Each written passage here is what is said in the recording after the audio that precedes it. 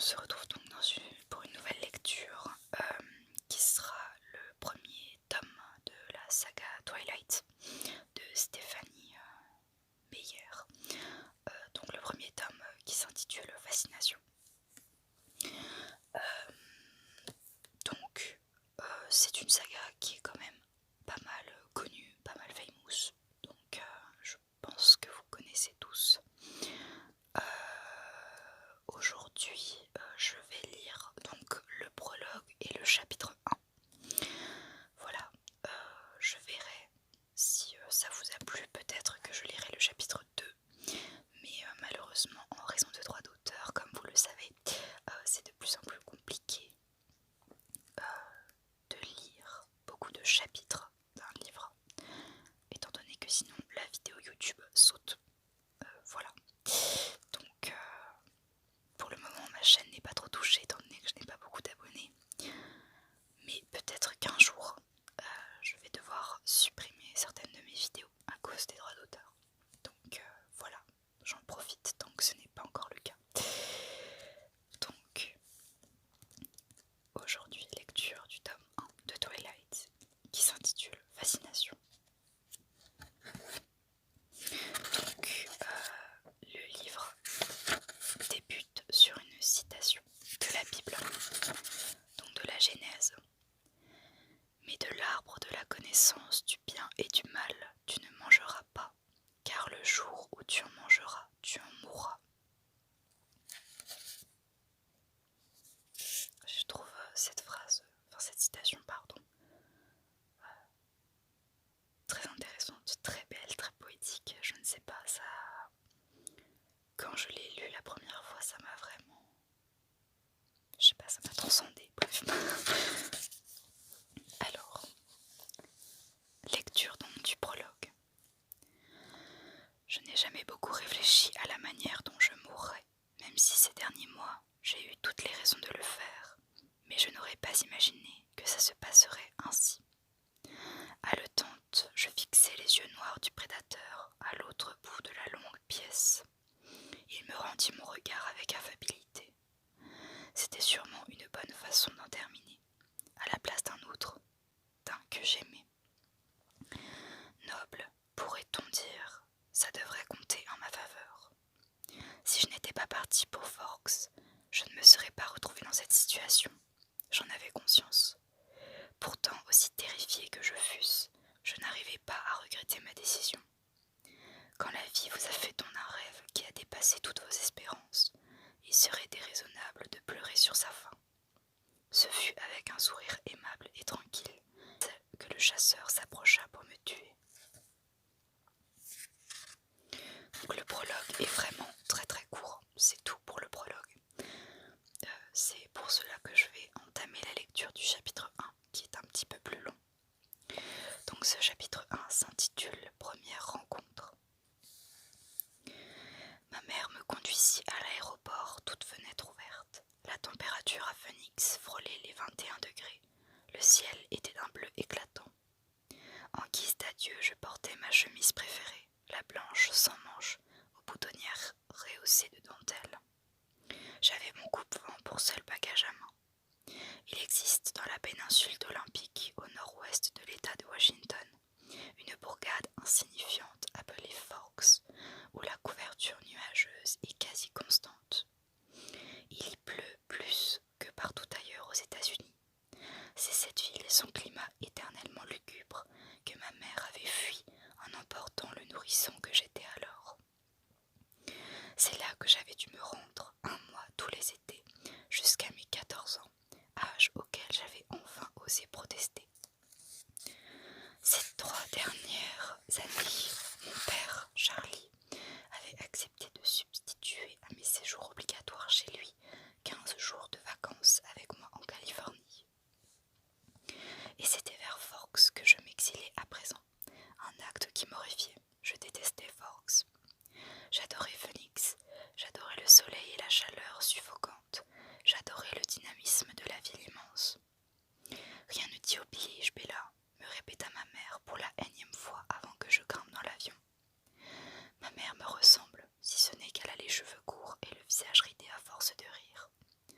Je scrutai ses grands yeux enfantins, et une bouffée de panique me submergea. Comment ma mère, aimante, imprévisible et écervelée, allait-elle se débrouiller sans moi? Certes, elle avait fil désormais. Les factures seraient sans doute payées, le réfrigérateur et le réservoir de la voiture remplis, et elle aurait quelqu'un à qui téléphoner quand elle se perdrait. Pourtant, j'en ai envie, répondis-je. J'ai beau n'avoir jamais su mentir, j'avais répété ce boniment avec une telle régularité depuis quelques semaines qu'il eut l'air presque convaincant. Salut Charlie de ma part. Je n'y manquerai pas. On se voit bientôt, insista-t-elle. La maison te reste ouverte. Je reviendrai dès que tu auras besoin de moi. Son regard trahissait cependant le sacrifice que cette promesse représentait. Ne t'inquiète pas, ça va être génial. Je t'aime, maman. Elle me serra fort pendant une bonne minute. Je montai dans l'avion. Elle s'en alla. Entre Phoenix et Seattle, le vol dure 4 heures, auxquelles s'en ajoute une dans un petit coucou jusqu'à Port Angeles, puis une jusqu'à Forks en auto. Autant l'avion ne me gêne pas, autant j'appréhendais la route en compagnie de Charlie. Charlie s'était montré à la hauteur. Il avait paru réellement heureux de ma décision. Une première. De venir vivre avec lui à plus ou moins long terme. Il m'avait déjà inscrite au lycée, s'était engagé à me donner un coup de main pour me trouver une voiture. Mais ça n'allait pas être facile. Aucun de nous n'est très prolixe, comme on dit, et je ne suis pas du genre à meubler la conversation. Je devinais qu'il était plus que perturbé par mon choix. Comme ma mère avant moi, je n'avais pas caché la répulsion que m'inspirait Forks.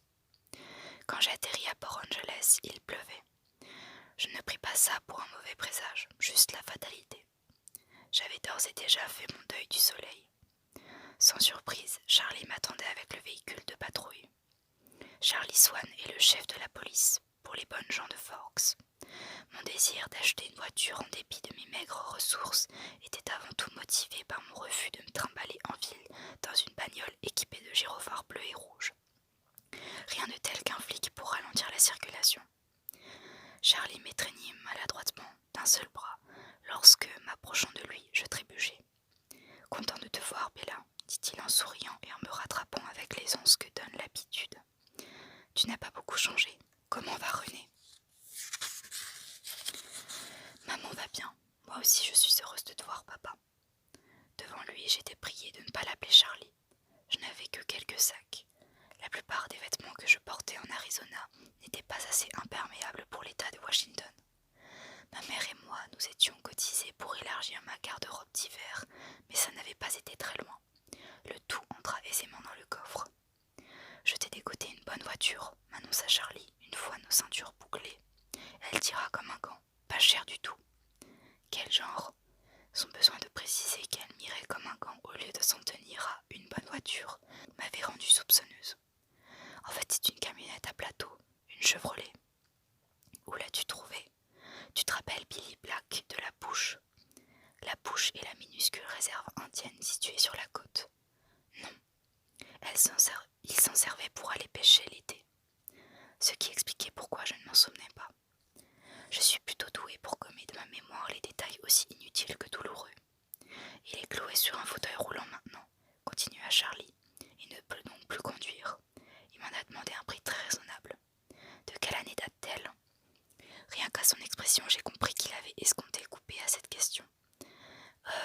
Billy a sacrément bricolé le moteur. Elle n'est pas si vieille que ça, tu sais. Il ne pensait quand même pas que j'allais renoncer si facilement. Je ne suis pas cruche à ce point-là. Il l'a acheté en 1984, me semble-t-il, enchaîna-t-il. Neuve ? Non, je crois que c'est un modèle du début des années 60, avoua-t-il piteux. Ou de la fin des années 50, mais pas plus. Char, papa, je n'y connais rien en mécanique. Je serais incapable de la réparer s'il arrive quoi que ce soit, et je n'ai pas les moyens de payer un garagiste. T'inquiète, Bella, cet engin est comme neuf. On n'en fabrique plus des comme ça aujourd'hui. Cet engin, ça promettait. C'est quoi pas cher ? Après tout, c'était la seule chose sur laquelle je ne pouvais me permettre de me montrer difficile. Laisse-moi te l'offrir, chérie, une sorte de cadeau de bienvenue. Charlie me jeta un coup d'œil plein d'espoir. Une voiture gratuite, rien que ça. Tu n'es pas obligé, papa. J'avais prévu d'en acheter une. Fais-moi plaisir, je veux que tu sois heureuse ici. » Il se concentrait de nouveau sur la route.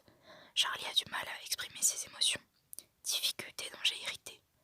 C'est donc en fixant moi aussi le pare-brise que je répondis. « C'est vraiment très gentil, papa, merci, c'est un cadeau formidable. » Inutile de lui préciser qu'être heureuse à Forks relevait de l'impossible. Il n'avait pas besoin de souffrir avec moi. À cheval donné, on ne regarde pas la bouche. Pas plus qu'on ne regarde le moteur d'une camionnette qu'on n'a pas payée. De rien, marmonna-t-il gêné. Nous échangeâmes encore quelques commentaires sur le temps humide et la discussion s'en tint là. Ensuite, nous contemplâmes le paysage. Magnifique, il me fallait en convenir. Tout était vert. Les arbres, leur frondaison dégoulinante de mousse. Le sol encombré de fougères. Même l'air qui filtrait à travers les feuilles avait des reflets verdâtres. Une overdose de verdure. J'étais chez les Martiens. Nous finîmes par arriver chez Charlie. Il vivait toujours dans la maisonnette de 3 pièces achetée avec ma mère au premier et seul jour de leur mariage. Devant ce logis immuable était garée ma nouvelle, pour moi, voiture. D'un rouge délavé, elle était dotée d'ailes énormes et bombées, ainsi que d'une cabine rebondie. À ma plus grande surprise, j'en tombais amoureuse. J'ignorais si elle roulerait, mais je m'y voyais déjà. De plus, c'était une de ces bêtes en acier solide qui résistent à tout, de celles qui, en cas de collision, n'ont pas une égratignure alors que le véhicule qu'elles ont détruit gît en pièces détachées sur le sol. Elle est géniale, papa, je l'adore, merci. La journée abominable qui m'attendait le lendemain en serait d'autant moins atroce. Pour aller au lycée, je n'aurais pas à choisir entre une marche de 2 kilomètres sous la pluie ou une virée dans la voiture de patrouille du chef Swan. Ravi qu'elle te plaise, bougonna Charlie, embarrassé par mon expansivité. Je ne mis pas longtemps à transporter mes affaires à l'étage. J'avais la grande chambre à l'ouest, celle qui donnait sur la façade. Elle m'était familière, ayant été mienne depuis ma naissance.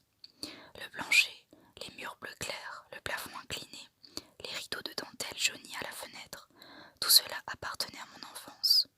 Les seuls changements opérés par Charlie au fur et à mesure que j'avais grandi avaient consisté à remplacer le berceau par un lit, puis à ajouter un bureau. Sur ce dernier trônait désormais un ordinateur d'occasion. La ligne du modem agrafée le long de la plinthe jusqu'à la prise de téléphone la plus proche. Une exigence de ma mère, histoire de garder plus facilement le contact. Le rocking chair qui avait bercé ma prime jeunesse était toujours dans le même coin.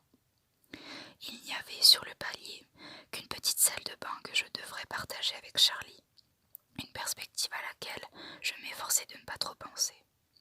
Charlie a une grande qualité, il n'embête pas les gens. Il me laissa donc m'installer tranquillement, un exploit dont ma mère aurait été incapable. Je fus contente de cet instant de solitude, pendant lequel je n'avais ni à sourire, ni à afficher un air béat. Je pus contempler à loisir la pluie battante. Découragée, je m'autorisai même quelques larmes. Je n'étais cependant pas d'humeur à pleurer pour de bon. Je gardais ça pour l'heure du coucher, lorsque je devrais songer au matin suivant. Le lycée de Forks n'accueillait que 357 élèves, 58 à présent terrifiants. À Phoenix, les classes de première comptaient à elles seules plus de 700 individus. Ici, tous les mômes avaient grandi ensemble, au même endroit, comme leurs grands-parents avaient fait leurs premiers pas à la même époque et au même endroit. Je serais la nouvelle, venue de la grande ville, un objet de curiosité, un monstre. Si j'avais l'allure d'une fille de Phoenix, j'aurais sans doute pu en tirer avantage, mais physiquement, je ne m'étais jamais adaptée. Au lieu d'être bronzée, sportive, blonde, joueuse de volley et pourquoi pas pom-pom girl, bref, la panoplie de toute fille vivant dans la vallée du soleil, j'avais, en dépit de l'éternel été d'Arizona, une peau d'ivoire, sans même l'excuse d'avoir les yeux bleus ou les cheveux roux. J'avais toujours été mince, dans le genre mou cependant, rien d'une athlète. Je n'étais pas assez coordonnée dans mes mouvements pour pratiquer un sport sans m'humilier. Et je ne parle pas des blessures que je m'infligeais, ainsi qu'à ceux qui se tenaient trop près de moi.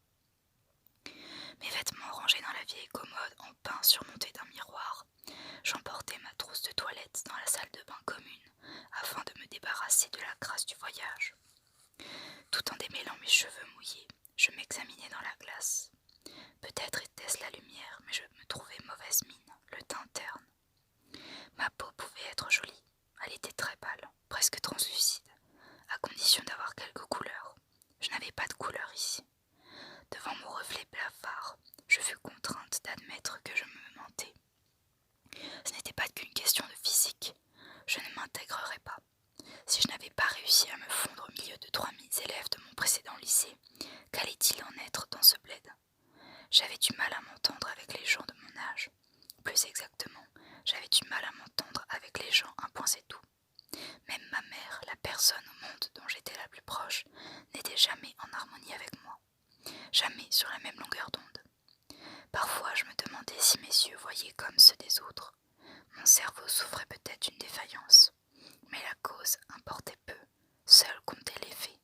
Dire que demain ne serait qu'un début. Je pense que je vais m'arrêter ici pour le chapitre 1. Donc on est à peu près au milieu du chapitre. Sachant qu'il reste encore une dizaine de pages. Je pense les réserver pour plus tard. Ce sera aussi, je pense, plus sympathique pour vous réécouter. Voilà, j'espère que cela vous conviendra. Et que vous aurez apprécié cette lecture. Je suis encore tellement désolée pour ces longs mois d'absence. Maintenant avec le confinement, le coronavirus, etc.,